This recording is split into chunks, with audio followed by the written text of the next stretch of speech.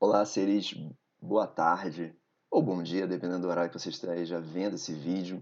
É o seguinte, a gente falar sobre a América do Sul é compreender principalmente que vivemos um período recente de diversas ditaduras militares, existe um processo também de ascensão da direita, um período também atrás como ascensão da esquerda também, e a gente vai ver um mapa ideológico mostrando que existe alternância de poder, isso é bom. A democracia ela vive com isso, né? Você tem que ser esquerda, direita, centro, assim por diante, e perceber o seguinte: uma população grande que sofre com questões de desigualdade social, violência, e pensar o seguinte, que a América do Sul é o que nós conhecemos, vivemos na América do Sul, vivemos no Brasil, e pensar que a América do Sul ela tem características bem distintas que a gente vai ver em relação a alguns gráficos, mapas que eu vou botar na tela agora, ok? Vamos lá. Bem, começando então, população 212 milhões, o Brasil, é super atual. Se você olhar no site do IBGE nesse momento, a gente vai perceber que a população do Brasil é hoje 212 milhões, e você vai ver que vai aumentando, obviamente. Temos a Colômbia, a Argentina. Existe, então, países com uma população bem grande, né? Só que não se compara ao Brasil, ok? Então, ó, Colômbia e Argentina, sim, pô, a gente tem praticamente 4 vezes mais população, ok? Vamos lá, perspectivas para 2020, pensar o seguinte, essa perspectiva não tinha colocado ainda o tal do coronavírus, mas percebam só, que antes do coronavírus, Venezuela, menos 25% do PIB em 2019. A gente vai falar sobre isso. Praticamente todos os países da América do Sul com dificuldades financeiras. Pensar que esse dado aqui de 2020 não rola, tá? É bem diferente. Argentina, inflação, 50% de inflação. Venezuela, 39 mil por cento de inflação. Você compra uma coisa de R$ 10 hoje, daqui a um tempo vai estar 100, R$ 200. Inflação, vocês não viveram isso, a maioria de vocês não viveram, a maioria. Todo mundo que está assistindo aí, praticamente, provavelmente, não esteve próximo dessa questão de inflação, né? Hoje você consegue perceber um pouco que alguns produtos na prateleira do mercado, o valor está muito alto. Então você consegue perceber o açúcar, o óleo, o arroz, isso é um pouco característica da inflação, mas nem se compara o que o Brasil já viveu antes de 94, antes do Plano Real, e nem se compara o que vive a Argentina, o que vive a Venezuela como exemplo, ok? Então pensar o seguinte, vamos voltar ao mapa lá. Qual é a perspectiva? Então a gente pensa o seguinte, isso aqui, desenvolvimento econômico muito fraco. Venezuela, por questões políticas, não consegue se desenvolver, ela é dependência total do petróleo, o petróleo caiu de preço, a Venezuela não consegue investir para aumentar a produção de petróleo. Então, assim, realmente existe uma crítica muito grande que os dois governos de esquerda, que principais, né, na América do Sul, fizeram com que essa economia, tanto da Argentina quanto da Venezuela, se tornasse quanto a isso, ok? Então, assim, esquerda e direita, a gente vai conversar sobre isso, mas pensa o seguinte, olha só. Essas características aqui também, ó, alguns problemas, ok? Colômbia, protestos, Juan Guaidó foi preso, foi solto na Venezuela. Argentina, uma dívida gigantesca. E como eu já falei aqui, ó, inflação gigantesca também. No Chile, atualmente, o Chile vive algumas manifestações, porque lá, no período Pinochet, ditador Pinochet, a Constituição, a economia em si é muito liberal. Pô, ok, não tem problema quanto a isso. Porém, eles fizeram com que, por exemplo, a aposentadoria deles fosse o seguinte, aqui foi tentado ser implementado de uma forma um pouco diferente, mas é o seguinte, ó, você vai investir como se fosse uma poupança sua, com uma porcentagem da sua renda. E no final da sua vida, você vai receber esse valor proporcional àquilo que você recebeu durante a vida toda. Só que existe um problema. A maioria da população vive um período de desemprego, vive um período com salário mais baixo que na média dos anos. O que aconteceu? A maioria da população mais velha acaba aqui tendo que trabalhar mesmo que aposentado. Aqui também, professor, beleza. Mas aqui pelo menos você é garantido por uma lei que tem o salário mínimo. Lá não. Então, essa mudança, essa crise no Chile é principalmente por isso. Olha, todo mundo quer se aposentar, beleza, mas tem que ter um mínimo possível, que é o salário mínimo, e lá não tem isso. Se você contribuiu muito pouco durante a vida toda, quando você se aposenta, você vai receber, às vezes, menos que um salário mínimo. Tanto é que é muito comum ver muitas pessoas idosas, como trabalhando no supermercado, trabalhando em trabalhos mais simples, para complementar a sua renda, ok? Vamos lá. Próxima imagem. Deixa eu botar aqui. Bem, a América do Sul tem densidade demográfica muito parecida, principalmente do litoral, como o Brasil como um todo, o litoral também como um todo. Percebam só que o produto interno bruto, ele aumentou, a renda per capita aumentou também, emprego. Assim, pensa o seguinte, a América Latina ela melhorou de vida, mas em comparação à Europa, América do Norte e alguns países da Ásia, a gente não teve um crescimento suficiente para tirar uma grande parte da população da pobreza. Então pensa o seguinte, a América do Sul como um todo sofre com uma administração muito ruim, populismo principalmente, tanto populismo da direita como populismo da esquerda. E pensa o seguinte, ó, o Brasil, como exemplo, representa 57% da América do Sul, né? E 13% do PIB, principalmente países em desenvolvimento, né? Incluindo a China. Então, olha só, a América do Sul, se o Brasil representa 57%, representa no total 13% dos países em desenvolvimento, né, incluindo a China, então a América do Sul é muito fraca em relação ao seu desenvolvimento econômico, ok? Vamos lá, renda per capita, Brasil, Venezuela, Chile e Bolívia, anos 80 até 2023. Ó, a Bolívia é um desenvolvimento, uma renda, aumento da renda muito pouco. Cara, mas reparem só a Venezuela, riquíssima em petróleo, vem crescendo e de repente cai. O Chile vem aumentando, lembrando, sabe aquela que eu falei para vocês, que é um país, digamos assim, com maior liberdade econômica, fez com que, por exemplo, a economia chilena cresça. É lógico que tem que ter alguns ajustes, como eu falei, essa questão da aposentadoria. Mas, de maneira geral, a economia chilena é muito boa, mesmo dependente de exportação também de minérios e assim por diante. E o Brasil também tem um crescimento, mas não se compara com, por exemplo, o Chile. E não é uma vergonha como a Venezuela, riquíssima em petróleo, ok?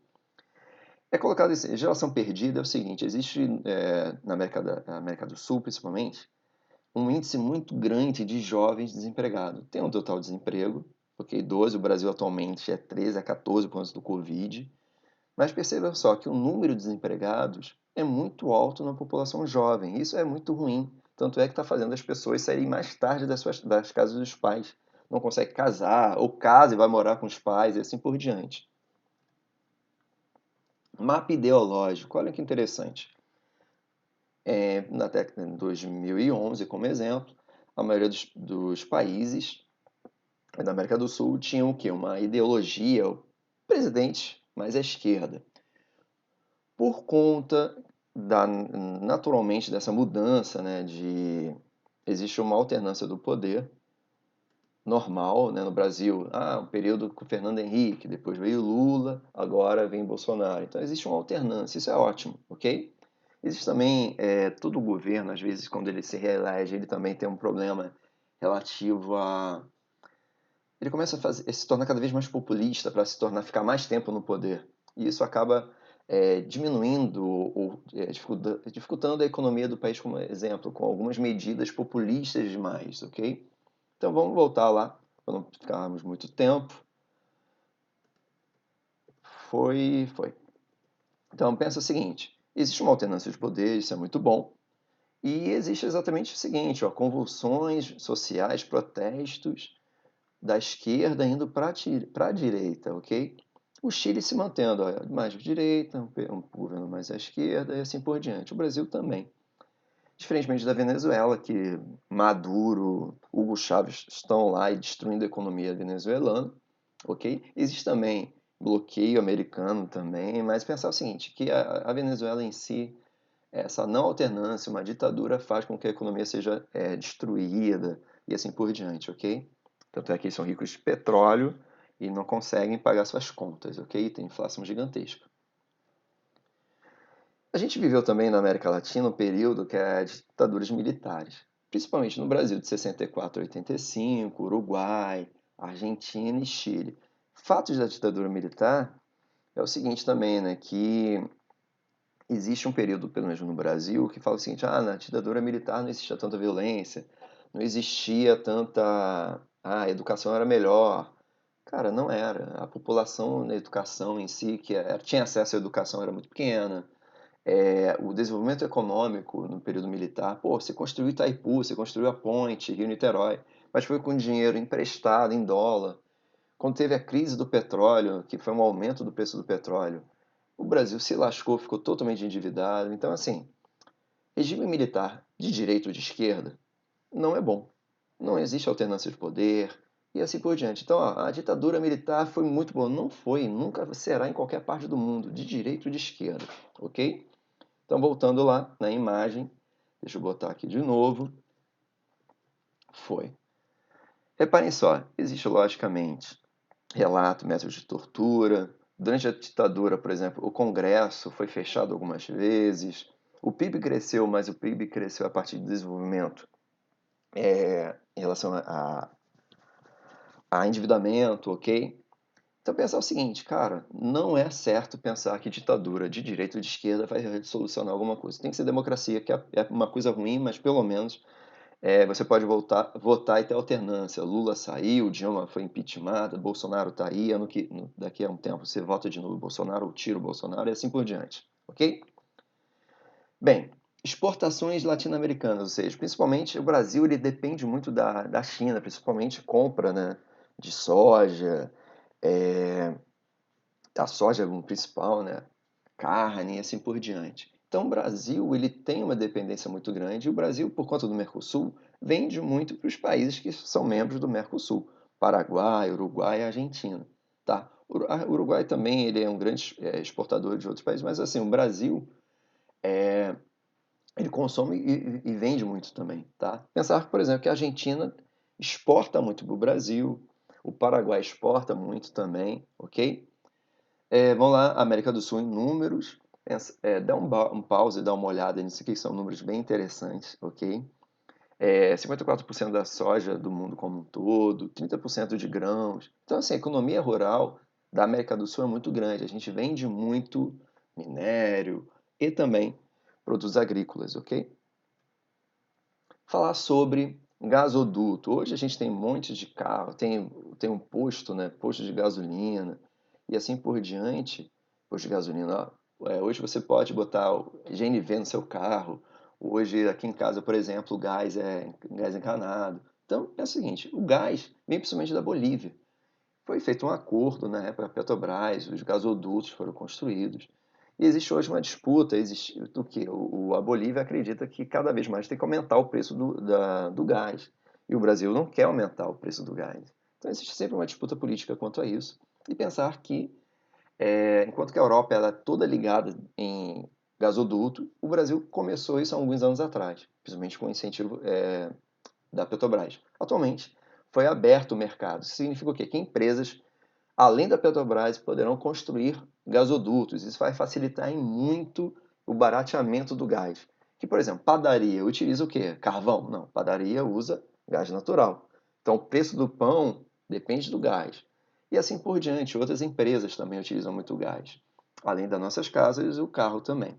Então, assim, o gás barato, a economia é muito boa, de maneira geral, diminui o valor dos produtos e aumenta a nossa competitividade, ok? Próxima imagem. Dê uma olhada nessa imagem que eu vou botar para vocês aqui, que é o seguinte, é o que existe, né, de gasoduto, principalmente ligando o Sudeste, e por conta disso, hoje você consegue com carro a gás e passear, né, você andar, principalmente nessas regiões aqui do Sudeste, e abastecer seu carro com gás e também fazendo com que muitas indústrias utilizem o gás como fonte de energia, ok? Bem, falar sobre o Mercosul é entender o seguinte, que foi feito em 91, chamado Tratado de Assunção, Mercosul, um comércio de 400 bilhões de dólares, É muito importante. O Mercosul, principalmente, né, começou com Uruguai, Argentina, e Paraguai e Brasil. Foi adicionado outros países, Venezuela, Bolívia. Venezuela, ela está de castigo, principalmente porque ela, por conta do Maduro ter assumido o poder, e os estados associados. O que o Mercosul proporciona para os países membros? Uma placa, essa placa nova, então eu posso andar de carro em qualquer país desse daí. Eu posso entrar com minha carteira de identidade na Argentina, como eu fiz isso, eu fui no Paraguai, na Argentina. Então você pode entrar com sua carteira de identidade, você não precisa de passaporte. O Brasil exporta muito couro, vende muito sapato, vende também muito linha branca, né, que é fogão, máquina de lavar. O Mercosul proporciona também você estudar, você faz a prova faz o Enem, você consegue ir para onde? Você consegue estudar, como por exemplo, fazer medicina na Argentina. Muita gente faz isso, né? Porque lá não é mais fácil de passar, mas existe uma possibilidade maior do que aqui, ok? Então pensar o seguinte: o Mercosul é muito bom. Ele possibilitou então que o Brasil e esses países membros diminuíssem a taxa de impostos ou pelo menos equilibrassem, aumentando o comércio entre eles. Mas atualmente o Brasil, aquela questão, né, esquerda, direita no poder, faz com que, por exemplo, o Brasil queira fazer negócios mais diretamente em interesses do Brasil também. Diretamente com a China, diretamente com os Estados Unidos, não depender de acordos do Mercosul. Tanto é que, por exemplo, o Mercosul está tentando fazer um acordo com a Europa. O Brasil também, especificamente, mas assim, há um acordo para permitir que tenhamos um acesso maior aos produtos europeus e os nossos produtos, maior acesso também à Europa. E eu vou botar uma imagem aqui mostrando isso. Deixa eu botar, beleza? Vamos lá. Pensa o seguinte, ó. Menos tarifas, mais comércio. Assim também foi com o Mercosul. A ideia, então, é um acordo Mercosul-União Europeia para permitir que produtos nossos sejam exportados de forma mais fácil e produtos europeus também entrem no mercado brasileiro, entrem no mercado do Mercosul mais rapidamente, ok? Dê uma olhada nesses dados, que de maneira geral eu falei como exemplo, para não ficar um vídeo muito grande. Vamos voltar aqui. América do Sul, ditaduras militares, alternância de poder, isso é muito bom, porém vive sempre com muito presidente populista, que aumenta a dívida do governo para criar alguns programas sociais, fazer endividamento, fazer propaganda do seu próprio governo, ok? E alguns pontos específicos que a gente já viu sobre Venezuela, Chile, próprio Brasil, ok? Abraços e até o próximo vídeo, beleza? Ficamos por aqui então. Abraço, tchau, tchau.